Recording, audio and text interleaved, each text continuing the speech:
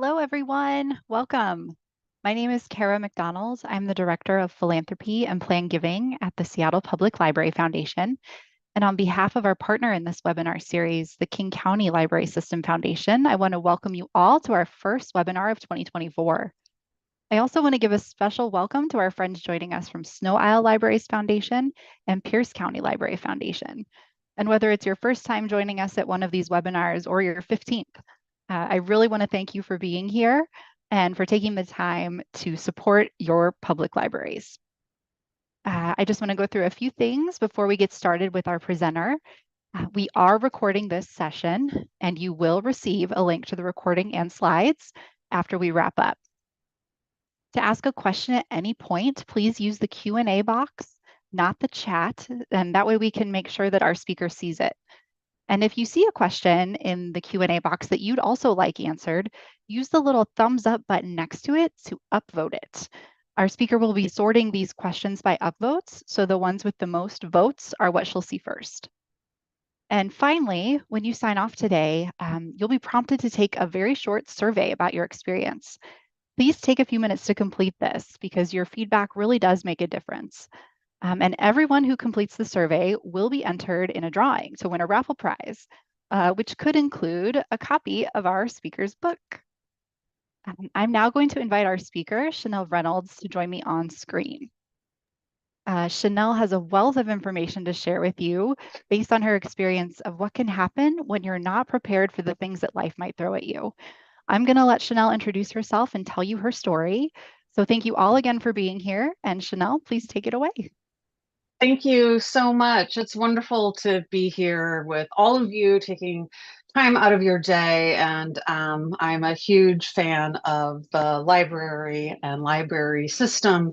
Librarians are my heroes, and both my parents spent time taking me when I was young to many, many reading sessions and library books piled by my nightstand and my to be read pile. So thank you for inviting me here. And for the first presentation of the year. Happy New Year, if we can still say this, now that it's February. But I'm really, really, really glad to be here. Thank you for inviting me and thank you for joining me. My name is Chanel Reynolds, and I am the founder of the website called Get Your Shit Together. This is my 11th year of formally talking about how we, the rest of us, all of us, can find easier, less stressful, less complicated ways to get our stuff together in our lives. And what that means is all of the things that we've been thinking about or procrastinating, like wills or living wills or updating beneficiaries. And the reason why is not because I'm an attorney, because I'm not. I'm not a financial planner and I'm not personally here to sell you insurance. But when my life went sideways, a handful of years ago, I learned the hard way that there were a number of things that would have been helpful to have had done or completed or thought through in advance before my late husband was in an accident.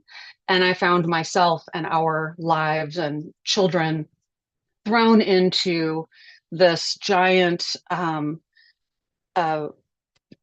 just giant ball of not knowing what was going to happen, what was going to happen next, if he survived, if he didn't. And I was literally standing in the ICU saying to my friend about 24 hours after the accident, when we were trying to figure out what was happening or what was going to happen, I don't have my shit together. And if that's happening to me, what is happening to everybody else on this hospital floor or ICU, in the lobby, in all of the waiting rooms, in all of the other hospitals and homes or hospices around the country and world. So I realized over those weeks, as hours in the hospital, the weeks and months and years really after, that there are a number of things that we can do that aren't that hard, that don't have to cost a lot of money to make any life what if moments. And when we get the rug pulled out from underneath us, perhaps that hard time a little softer and perhaps the fall a little bit shorter. So I'm going to be talking about some of the things that I learned, a number of the things that I have in place now, and some options for us to get a 360 view of our lives and what's important to us now, later and far in the future. So I'm going to share my screen and talk about a couple of really important, if not um, immediately sounding perplexing topics like estate planning and wills and financial planning. But I promise you, by the end of this session, you should have a much better sense for what's important to you and have more confidence and information knowing that there are steps you can take to help protect yourself and your family from those what if moments, or whenever if those are, that are most important to you. I will absolutely make sure to leave time at the end and answer all of the questions that I am able to do so, or perhaps point you in the right direction if I can't right now. So here we go.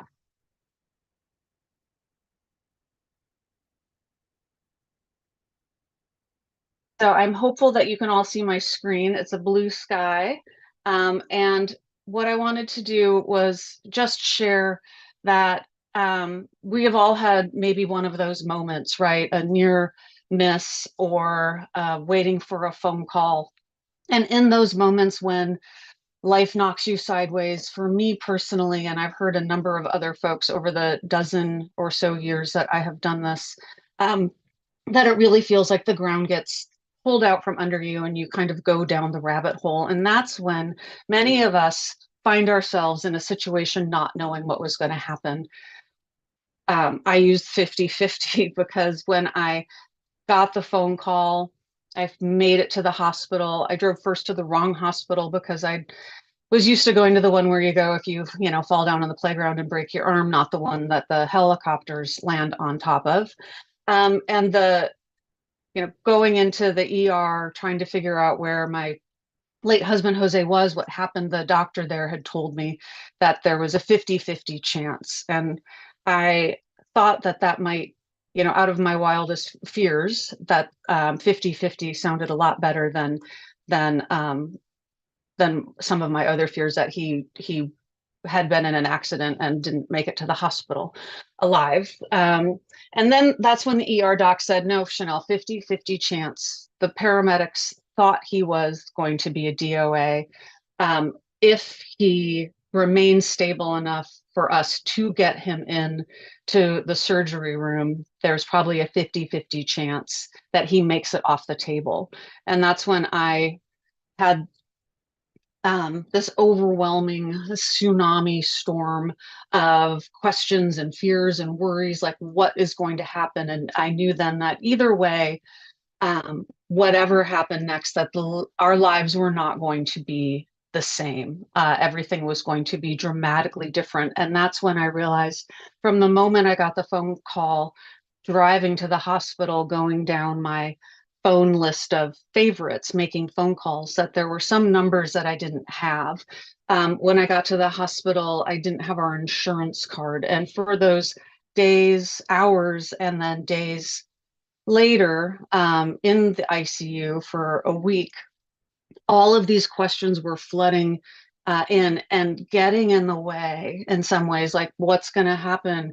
Where's this thing? Where's that thing? Do we have disability? Did we still pay for that? How and what am I going to be able to afford any of what needs to happen next? And so it was in that get your shit together moment that I realized that out of all of the things swarming and swarming around my head, I needed to start figuring out what I didn't know. And so a week later, after all of the tests came back saying the same thing, he had never regained consciousness, that both his body and his brain, his injuries were called unrecoverable.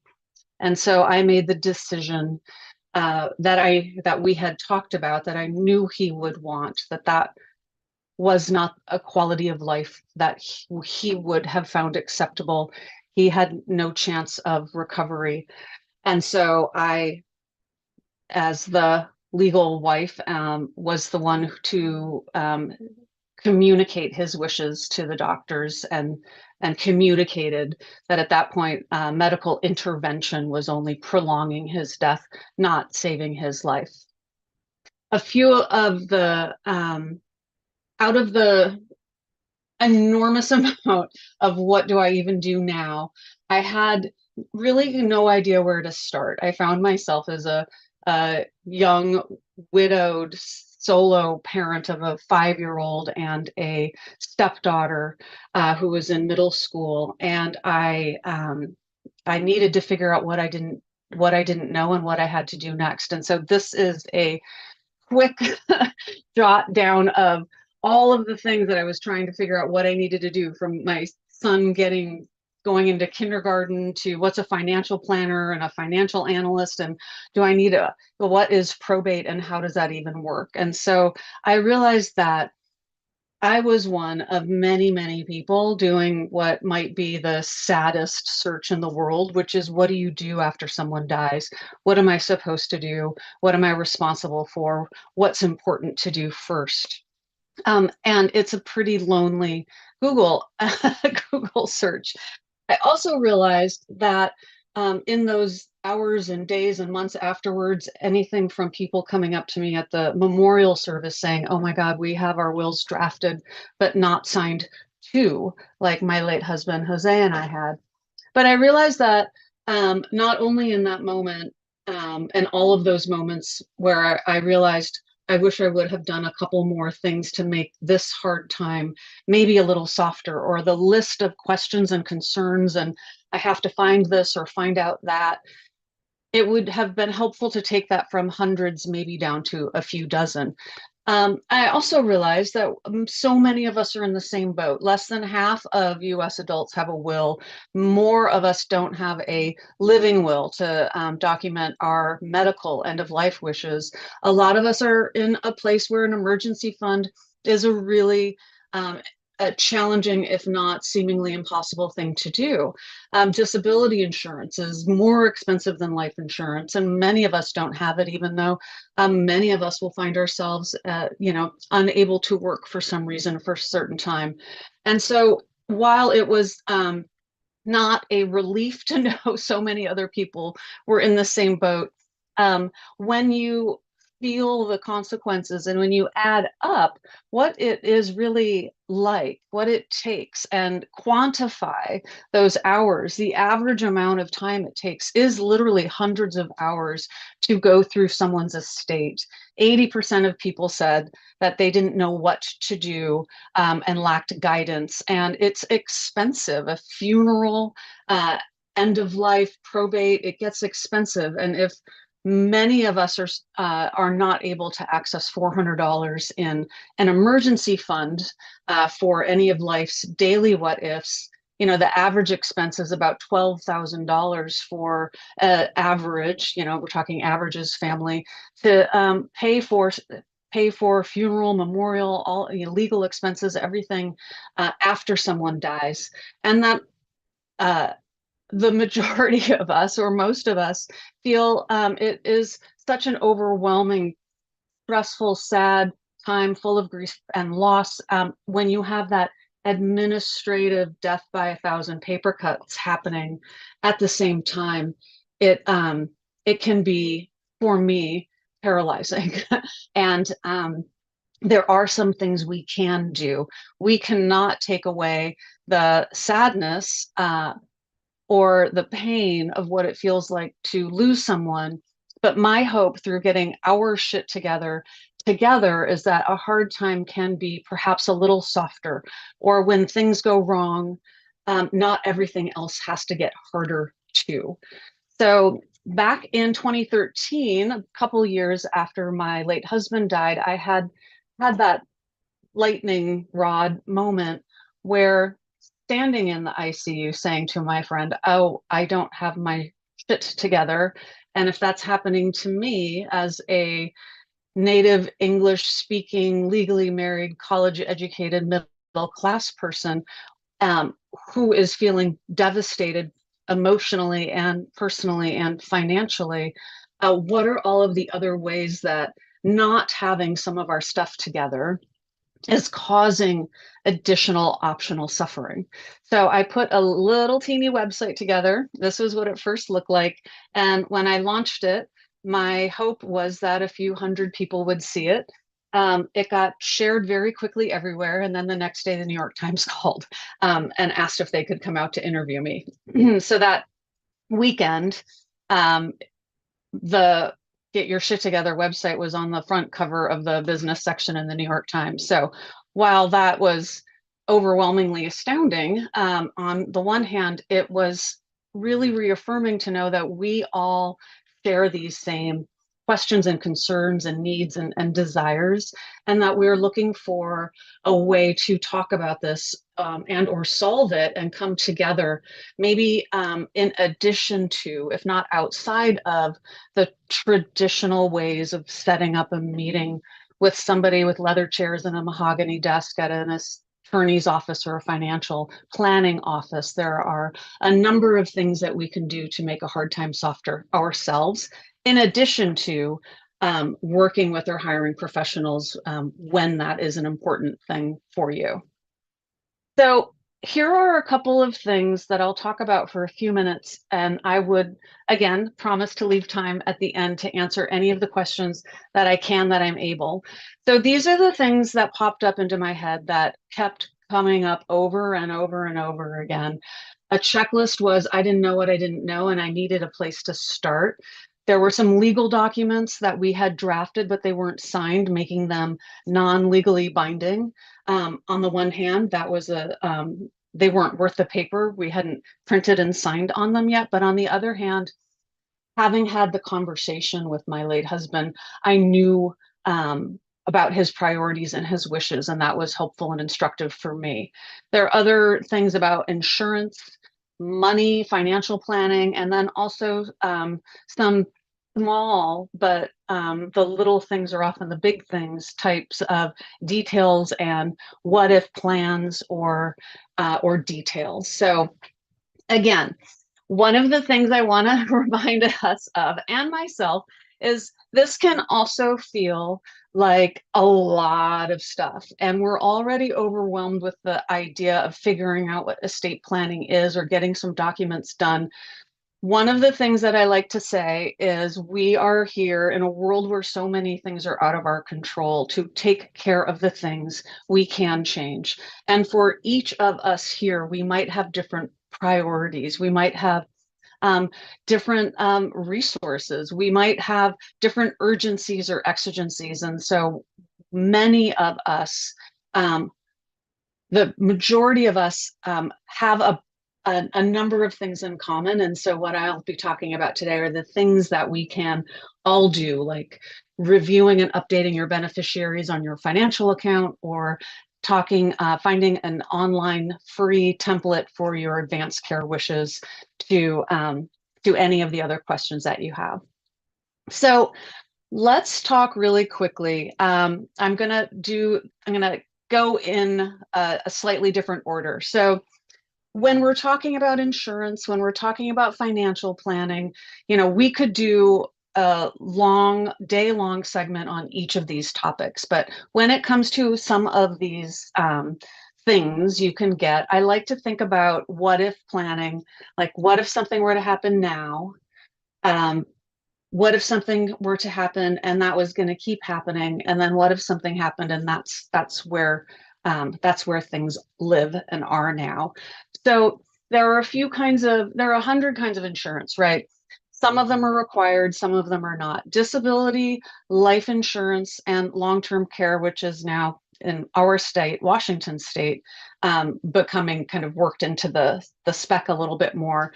But if you have specific concerns about not being able to work, disability insurances, there are short-term and long-term options that can help you or your family or the breadwinner in the family replace income. Life insurance is something that is very important for some families, growing or younger families. If you have a two income or a one income family, and your financial situation would change dramatically in a a hardship direction if something happened to one person. There are a few different kinds, and I would be happy to talk more about investigating insurance, but you can go online and look. If you get, or your partner or your family members get insurance through your employer, which many of us do, if it's disability or life insurance, one thing to ask your HR or benefits person or go look at online is, are those policies portable? Meaning, if you leave the company or the company leaves you for any reason, do you have the option to continue paying for independently those policies? Because as we get older, those policies get more and more expensive. You can call your current insurer. You can look for and ask questions online. You can ask friends or book clubs or neighborhood groups for referrals, and then again, go online to take a look. Because New York Times cartoon, one of the things that is hard to think about is the consequences before they happen. Um, we don't, of course, want to spend all of our time thinking about all of the edge cases that might happen, zombie apocalypses, and aliens coming down from space. We don't have a lot of control over that. But when it comes to um, personal finance and money, again, we could spend a whole day talking about just that. But when it comes to planning for our life's eventualities and our legacy, when it comes to thinking about what would happen if something happened, having an emergency fund is highly recommended by nearly everybody. And it's can be a really challenging thing for many of us to put a bunch of money aside. The general recommendation is to try to have about 6 months or more of your basic expenses saved in an account that you can access, that's liquid, so not tied up in a long-term investment, not tied up in something that you might be penalized if you needed to access it, but also not necessarily sitting in your checking account. So if there's a seasonal sale on something and you're like, well, it's not technically an emergency, but this is this is a really good deal. But having that cushion, so if something were to happen, you could have some space in your head and your finances to not have to make or think about for the first time what can you afford and what's going to happen. Um, Beneficiaries. So the same way that real estate uses the phrase location, location, location, beneficiaries and beneficiary designations are a really important part of estate planning for the future, and who and what has access to my money and what happens if something happens tomorrow. So nearly every financial account that you have, whether it's your checking account, your savings account, a 401k, life insurance policies, most specifically and definitely, have something called a beneficiary. There are, and a beneficiary designation in your bank accounts are what is called a transfer or a payable on death. And so for a number of people, that is a quick and easy and helpful way to make sure that your checking account or your life insurance policy immediately and quickly gets transferred to the beneficiary, the person you name or persons, instead of getting clumped into your estate's assets, which will go through the larger probate process. You would also name beneficiaries of your assets or stuff in your will document, which we'll talk about in a little bit. And the same, you would designate beneficiaries if you went another step further and created a trust, which is an entity or financial entity that would own your stuff on your behalf. So there are different ways of naming beneficiaries to get your stuff or your $5 or your $5 million or your vinyl collection or your Elvis tribute artist jumpsuit wardrobe, whatever it might be. Um, it takes a lot of the stress and confusion out of who gets what and when and how. And a beneficiary designation on any of your financial accounts is a great way for people to transfer or payable upon somebody's death those funds much more quickly and easily. Whether or not beneficiary designations are on your mind or something that's a priority for you, you may have something set up already. One thing that happens very frequently is that old account, a 401k from work that you got and forgot about, a checking account, your first thing you set up. Sometimes people will have named a beneficiary 10 years ago, 20 years ago, and forgot that they named that beneficiary or forgot about that account. When you have a beneficiary designation on any of your financial accounts, that person gets the money, gets those assets, gets those funds. Even if you created a will document next week, which I know many of you are going to do, um, if from 20 years ago you wrote down your sister who's no longer with us or you no longer speak to, that beneficiary designation trumps the will. So if your sister who you no longer speak to would legally be given that money, an ex partner or spouse would also still be the person who received the money, even if 10 years later your otherwise awesome, super comprehensive will said otherwise. So beneficiaries, beneficiaries, beneficiaries. You can go online. Often, not all credit unions, but many of the larger banks and institutions, you can designate or review your beneficiaries online in your profile or account information. There's also long-term. We want to all plan for long and lovely golden years.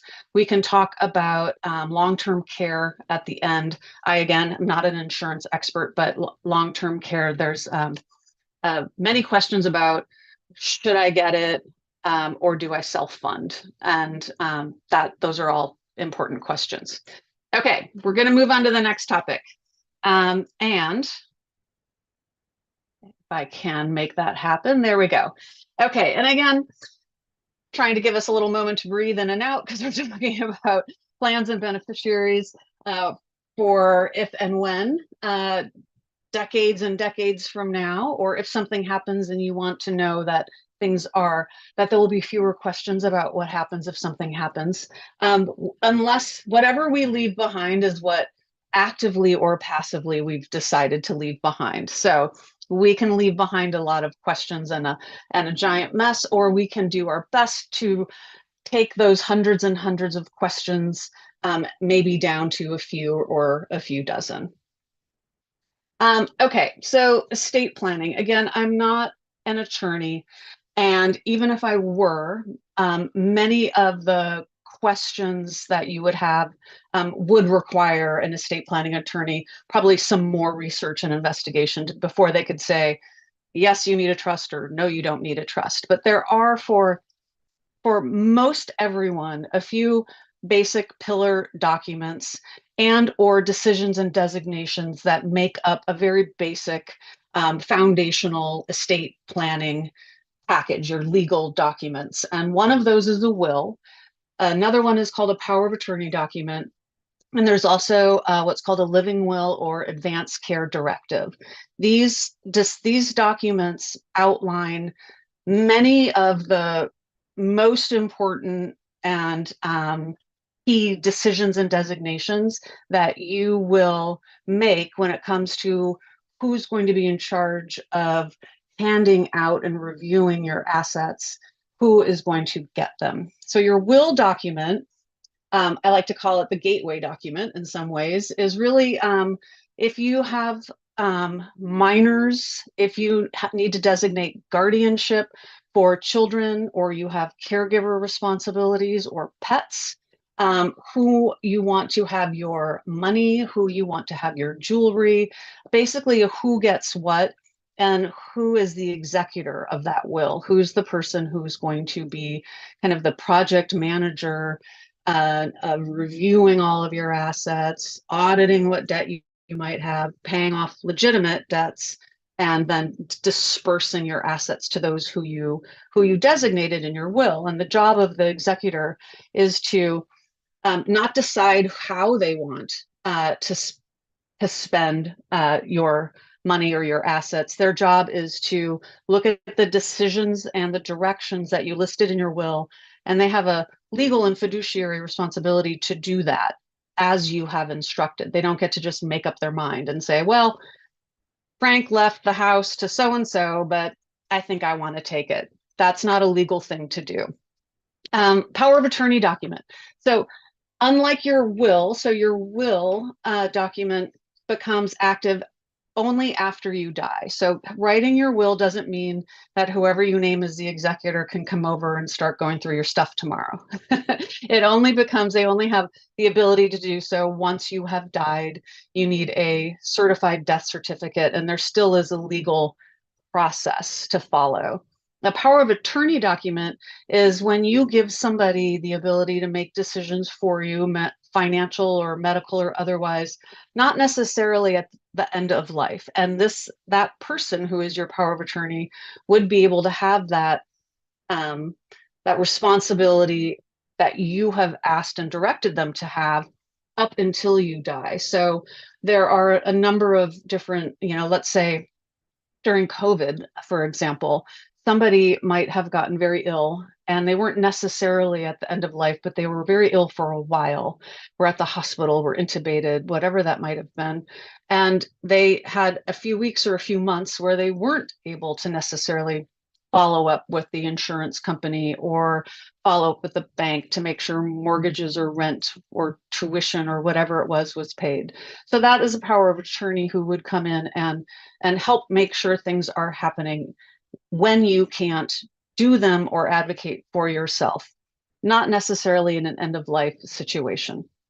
A living will is the third document, and that is a document specifically to write down your wishes and instructions for the end of life, what kind of care you do and don't want to have.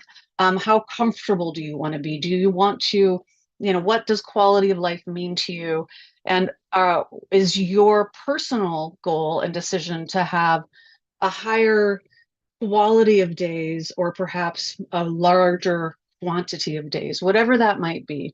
You name a medical advocate. There's a primary person who you would name, similar to your will and your power of attorney and your advanced care directive. You name your first person to be responsible.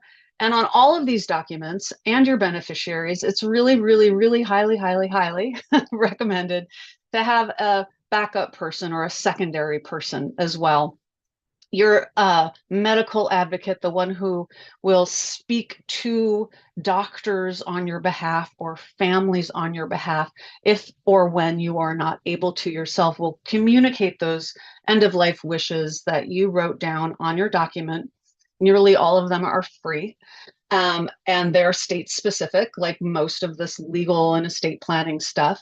And you will ask them to, you would have a conversation, you'd give them the document, and then their job is to communicate the wishes and directions that you discussed with them and wrote down in advance, which will give them and you a lot more clarity and peace of mind that you um, know at least where the mileposts are on this is definitely something they said they don't want. This is something they said that they were okay with. How might we best navigate the middle and know where those mile markers are? There are a number of other documents as well, and there are specialty or specific ones or addendums, but the will, power of attorney, and advanced care directive are kind of those fundamental core three documents that most any additional legal document you would have would include those or be complementary to them. Okay, I'm going to talk for a couple minutes about just some core key, like what to look out for and maybe where you could get started. So when you are looking for, when you are doing drafting and completing your estate planning documents, you can hire an estate planning attorney. You're not legally required to do so. There are a number of online templates. Each estate planning documents are very state specific. So make sure you are working with an estate planning attorney who has experience in your state. And make sure that if you look for any of the online templates, of which there are a number and a growing in the last few years number of online services that have state by state templates. Um, but there are a few things to look out for. So not doing one is one thing that we all are deciding together that we're not going to not do.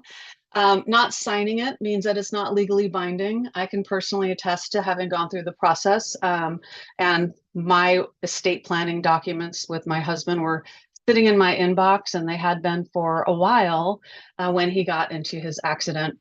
Sometimes people will forget things like I have a business or a side gig or a company.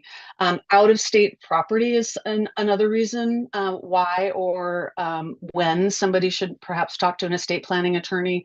And if you have complications, custody, special needs trusts, or special needs plans that might need to be made, international citizenship, anything that might make a template uh, which might be legally binding, may not feel complete and comprehensive to you.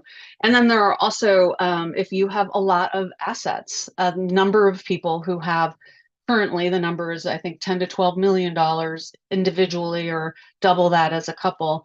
That number is set to go down to millions, not double-digit millions of dollars. And while that is a lot of money for a lot of us, if somebody bought a house in a prime real estate area and you have gotten that house or an inheritance or something, sometimes properties or investments can add up. So should you have a lot of assets you want to make sure you are planning for properly and in the right way, talking to an estate planning attorney is a great idea. You can usually get a free, short, complimentary meeting to talk with them to make sure that they're the right person for you. And that would be where you would ask about how do you charge for your services, and make sure that they're the right person for you.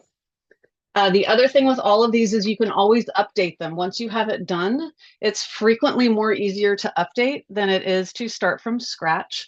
And the same thing with your living will or advanced care directive. Um, if you are working with a estate planning attorney, often they will include that in their package of documents that they prepare for you. There are also more specific end of life advocacy groups, death doulas, other groups that have a little bit more detailed or comprehensive end of life planning documents, your advanced care directive. The goal, no matter how little or a lot you want to add into it about your preferences, where you want to be, what kind of music you want to have, who you want in the room, who you don't want in the room, whatever that might be, it's really helpful to have who you want to be the person to speak for you, and to have some basic information or a conversation about in advance about what you are directing, your directions and instructions, that then the person who is your medical advocate would say, I'm the person that so and so named. Here are the directions and instructions they left for me. I'm going to tell you what I know about the person, and I have it also written down. So nobody is worrying or wondering, or the amount of worrying or wondering is kept to a much smaller amount. And what is your quality of life? Like, what's important to you? Is it making it to, is it about having a lot of good days, how many of those are, or a lot of days, no matter how good or bad they are, whatever your end of life choices are. And I would be happy to give some recommendations, and also can send out some resources after the talk. Okay, here are a couple for now. So Five Wishes is a document that is free. There is a Washington State healthcare directive, and there are a number of other ones. Caringinfo.org is a good one too. Whatever it looks like, here's my favorite droid picture. We want to do our best to make the plans that we can now so we don't have to say, oh, those were the droids we were looking for. So, talking for just a minute about what is an emergency planning. Um, I love to throw a couple little documents in there or a little few images so we can take a breath and move on.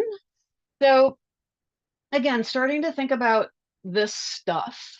The goal is to not get more overwhelmed or feel more confused. So, one of the things that I like to suggest is to think about what happens if something happens.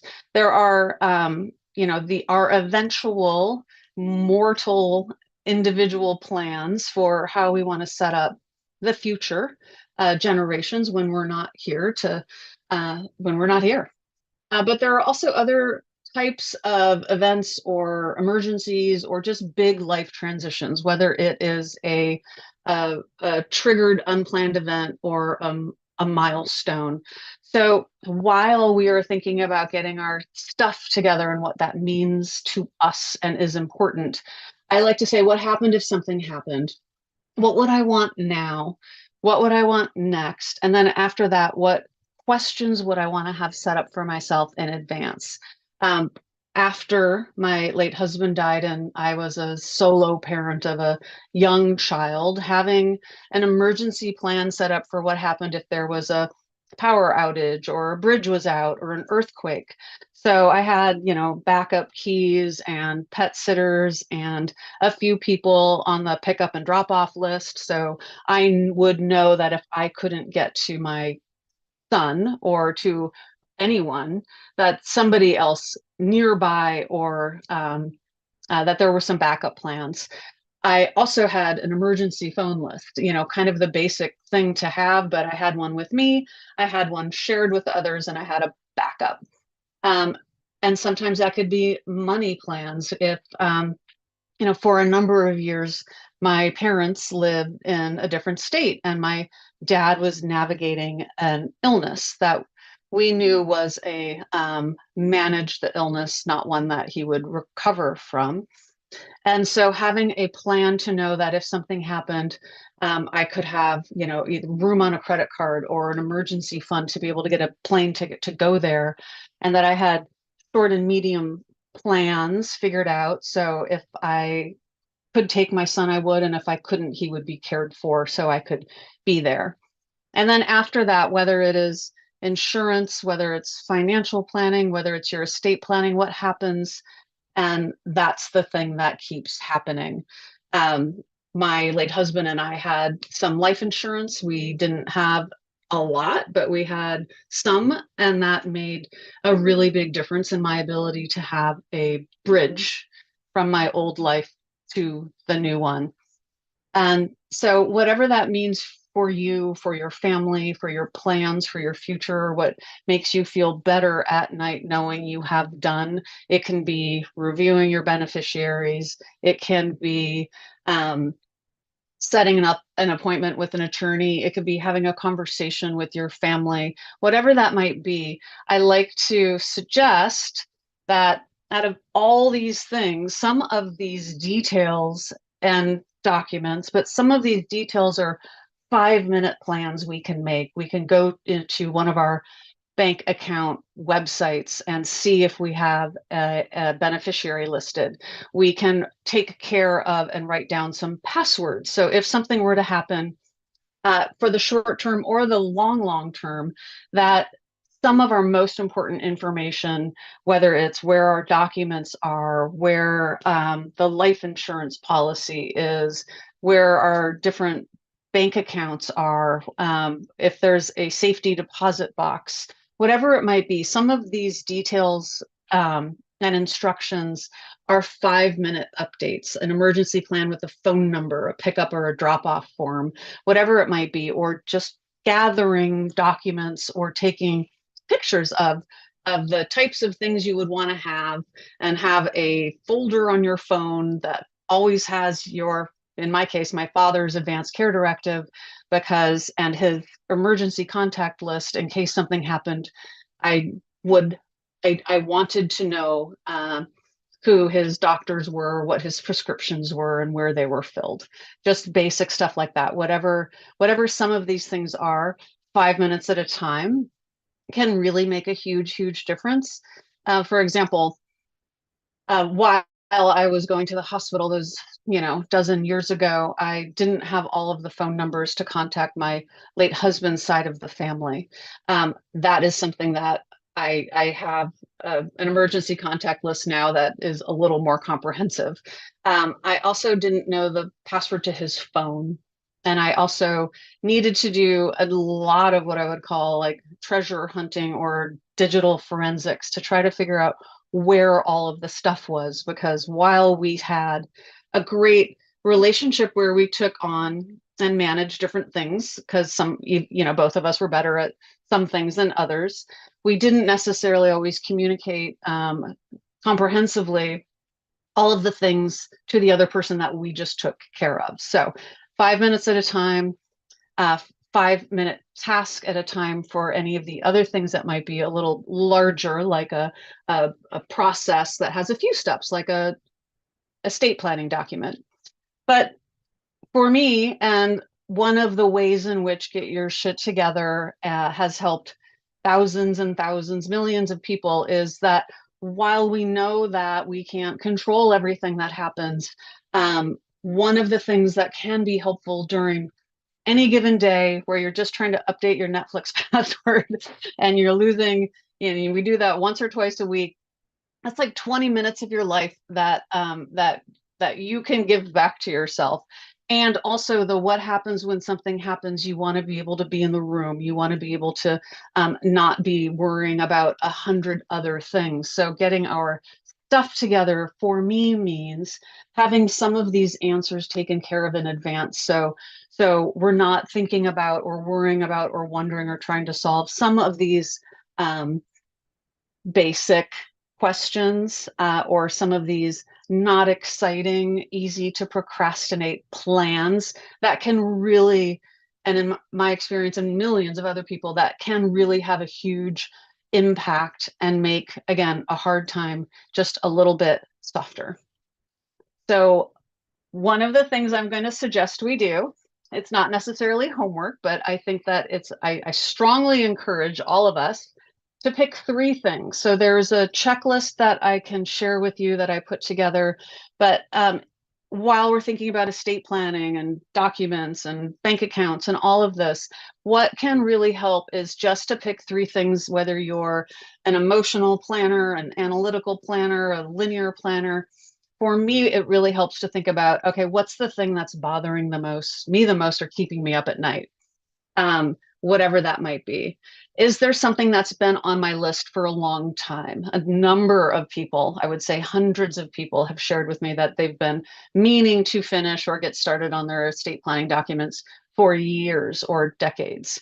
So that might be something to look at and decide, I'm going to do it and get it to the top of the list. The other thing is what might make you feel really relieved to have done. It could be something that feels super, super urgent, or just something that's a 5 minute task that is going to create more space for you to think of the next thing.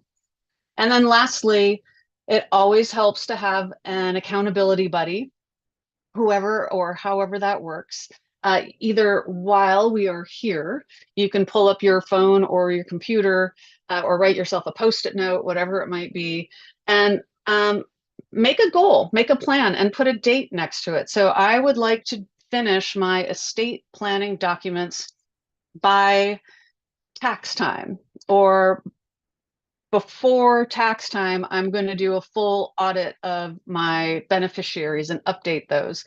By the end of the month, I'm going to update or create an emergency planning list. Or I'm going to finally take that money that's just been kind of sitting there in a savings account, even if it's $20 or $20,000, and put it into a high yield savings account so I can earn a better interest rate. And if you have a partner, a best friend, your book club, somebody here who might be working or watching at the same time, is there somebody who can be your partner and or buddy and help you get it done? So with that, I want to say thank you. That was a lot of stuff. I do have some resources for you. If you have any questions, I would certainly encourage you to reach out to getyourshittogether.org. There's an email address there. You can go to the website at getyourshittogether.org. In addition to some of the resources that I talked about, there are free checklists and articles and other things you can find. And to help support the library and to help support you supporting the library, there's a QR code up here. And so that will show you the different classes that are coming up for spring and summer. And there is this code here, Just Loves Libraries 25, that will offer you 25% off any of the classes or workshops or private sessions that are available as a way to help support you supporting the libraries, and to say thank you so much for inviting me here to be here. So I am going to take a breath, and I would encourage you all to do the same thing, because we just talked about end of life planning, which is super important, but not maybe what we normally do in the afternoon or during our lunchtime. And I would love to take questions, and I will answer as many of them as I can, and I will follow that upvote plan as well. So thank you all, first of all, for being here. If you all can't stay for the whole time or for Q&A, it was lovely to have you here, and thank you so much for joining and participating. And I hope that there was one or a number of things in there that was helpful for you. Okay, so I'm going to start with digital death. Do you recommend a fiduciary if you don't want to trouble relatives or friends with your estate stuff after you die? So a couple of things. First of all, digital life, digital assets, digital legacy. So much of our life is online now. In your power of attorney document, I highly recommend that you list a digital power of attorney. The assets that we own in our home, like the lamps and the carpets and the stuff, are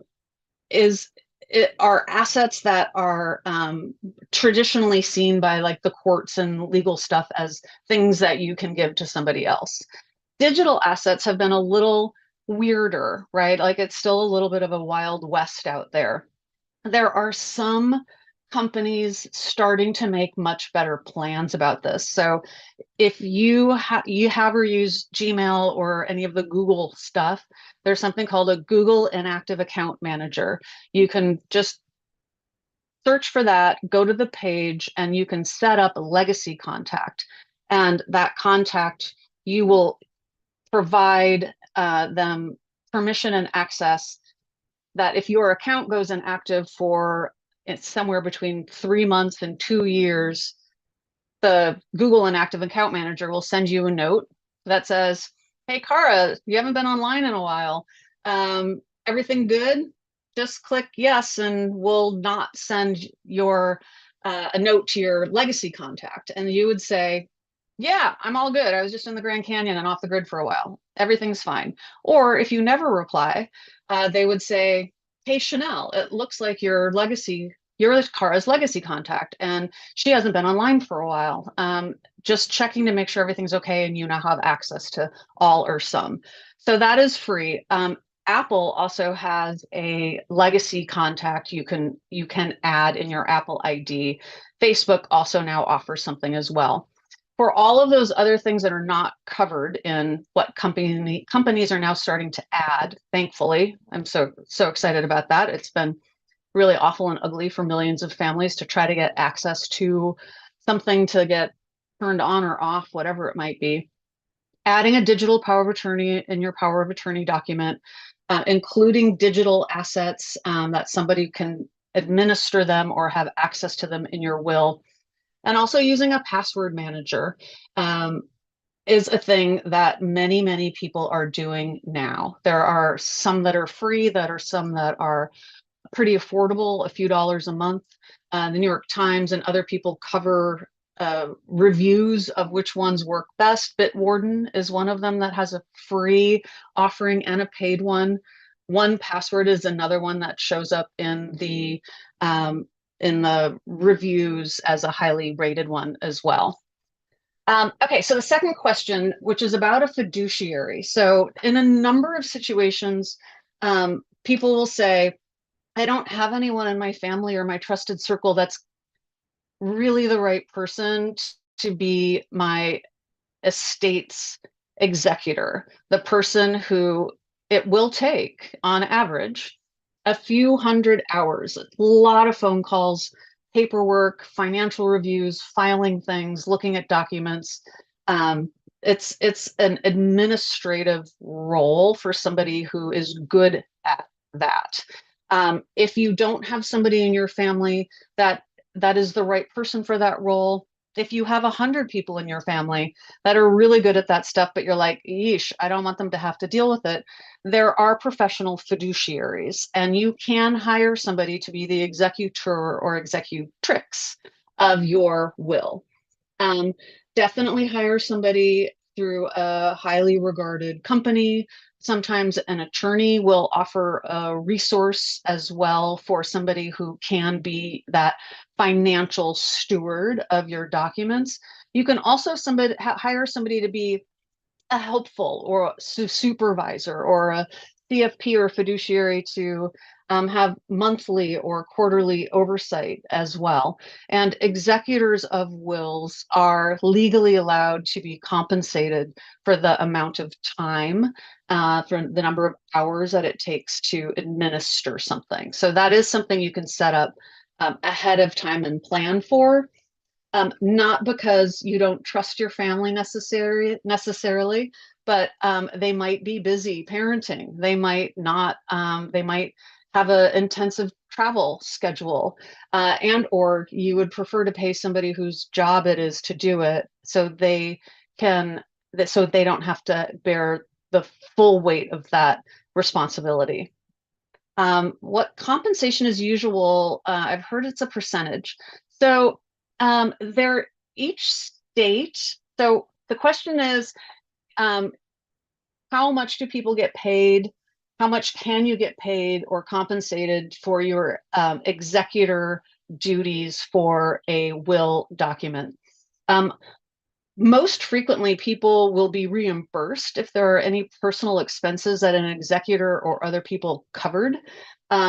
If somebody paid for the funeral, if somebody paid for any of the death care or end of life services, if somebody needs to be reimbursed for house maintenance, something like that, that is a common thing that the executor would say, okay, here are care or death related house maintenance, whatever it is costs, the estate should reimburse them. The amount, like the hourly rate, I think it depends a little bit per state. There is a, it is worked into the kind of the legal guardrails of it. And if you should decide to hire a service, a fiduciary service, they might have different rates or take a percentage, but it is not uncommon for it to be hopefully a single digit or lower double digit percent of an overall estate. So that is going to depend a little bit, but ideally you would discuss or negotiate that in advance. Um, okay, trusts and wills. One of the things people ask a lot is, do I need a trust or a will? Often people have both, because a trust and a will um, have can be complementary, and their main purpose is not is kind of different things. So a trust is something people set up to move assets into, and there are a number of reasons for doing this. One is, to avoid paying estate taxes or other transferable taxes, death taxes, whatever that might be. There are a lot of other reasons. Perhaps it is a property that you want somebody else to have management over. Perhaps it is a life insurance policy or funds or a home that you want to leave to future generations or to your children who are currently minors, whatever that might be. You can set up a trust to help take care of the food and medical costs for a pet. if you want, whatever that might be. Um, there are different kinds of trusts, and deciding what kind and if a trust is right for you is definitely something you should talk to an attorney about, your goals, your concerns, your assets. Um, there are living trusts, revocable trusts that you can set up that you can cancel or change or put assets in and out of at any time. So there are trusts you can set up that you can change and or get those assets back or add new ones in. There are also, on the other spectrum, uh, trusts that you set up that you can't change. And as soon as you put the assets into it, they're owned by the trust forever and ever and ever. So, there are different reasons why families would set up trusts. One is perhaps a land trust for future generations, or you own your family bought a forest 100 years ago and now it's old growth timber, and you would set up a trust to make sure it's never developed or logged. Other people would say, grandma is giving us a house that she bought. Nobody had any idea that her ginormous, ginormous house in the middle of Manhattan or San Francisco or whatever it might be is worth $5 million now. So we're going to put that in a trust to help make it easier, and not necessarily avoid taxes, but it can be an easier process. One of the things I've heard as well, Washington State is a slightly easier probate and trust process. California, I've heard anecdotally and from professionals, is a hard place to die or get divorced. So there you have it. There's my answer on trust. Maybe you should definitely do your research and or talk to an estate planning attorney about all the pros and cons. Let's see. What are the pros and cons of establishing a trust, and what is the right time to consider establishing one? I feel like we covered that, but if we didn't, definitely pop another question in. And again, they have, you can add it or remove assets and change it or cancel it. You can be a beneficiary or set up a trust that no one can ever change ever, and everything in between. Long-term care insurance, that is an interesting one. I'm going to wait 2 minutes and pop into that because I think there's also another question I saw about insurance policies. So somebody asked about a Google Drive or online storage to keep documents in and details about power of attorney. Okay, so I think it's great for nearly every situation to have a backup plan. My mom used to tell me when I was in high school to keep my options open, and that was perhaps more about who I was dating at the time than it was about my estate planning documents and my digital power of attorney. But I do have a couple additional things that I'm happy to share. Um, Whatever password manager or password system you use the one that you'll use. Use the one that is easy enough to communicate to others who you need to have access to their stuff, or you want to be able to have access to yours, and have a backup plan. So I have a couple things. One, I have a copy of documents that are not highly sensitive, but like my insurance card and a phone list. And whenever I would go to my parents, I would ask them if they had new documents, and I would take a picture of them to have them on my phone, insurance cards, whatever that is. I do use a password manager, and I do use a password manager that is that has a family plan. So myself and my brother and now my mother can upload and store important documents that aren't the originals because they're a scan or a photo image of it, but we have that and we have access to it, and it's a backup. I also have my trusty old analog paper system. And, the original version of your will is signed there, and a paper version, certified copies of death certificates, birth certificates, marriage certificates, whatever it might be. Some of those have that embossed certified seal on it, your passport, whatever it might be. So there are certain things that I feel better knowing I have a paper version of, and I also have a digital version and some system in place where if there are very specific things that I don't want to get lost, there is at least one way that somebody can find it or have access to it. If there are specific things that I want not just anyone to find, then I have that set up in a password protected or a more specific vault. So nobody can just, at a dinner party or something, someone could come in the house and be like, oh, look, that's where Chanel's documents and her passports are. Um, some of the information I have is a little bit more secure. But I do use Google Drive for basic stuff. I do have an affordable but paid password manager system for the things that are a little more important and secure. I do have an important documents folder on my phone. So if or when I'm not home with easy access to my laptop or the paper files. So I like to have a couple of options to be able to know what I need to know when I need to know it, or at least I know how and when I can access it later. Um, there's one question about hiring an attorney versus using software. And what do you do if you don't have anyone to designate? Okay, so um, whether or not you hire an estate planning attorney or use an online template is a super personal choice.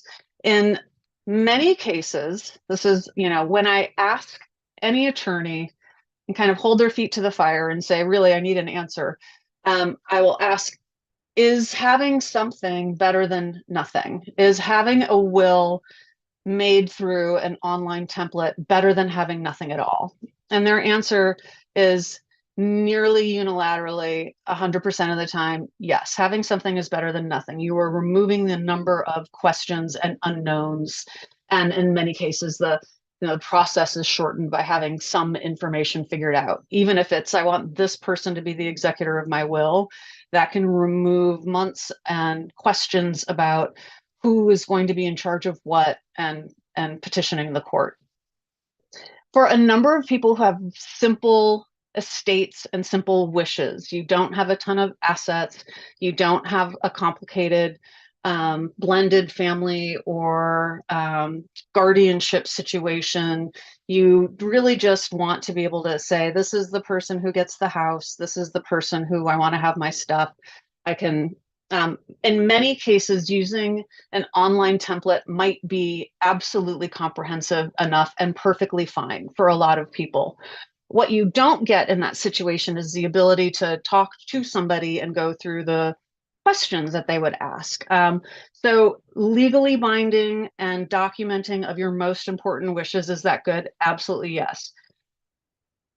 Is it the same as or as comprehensive as working with somebody who might have a few additional questions that the software template or the downloadable form didn't have for you in advance, or you didn't mention in passing that you want to set up a trust for your rescue farm or a foundation for your botany group, whatever that might be. So having something I personally believe is not an attorney is in nearly every circumstance better than having nothing.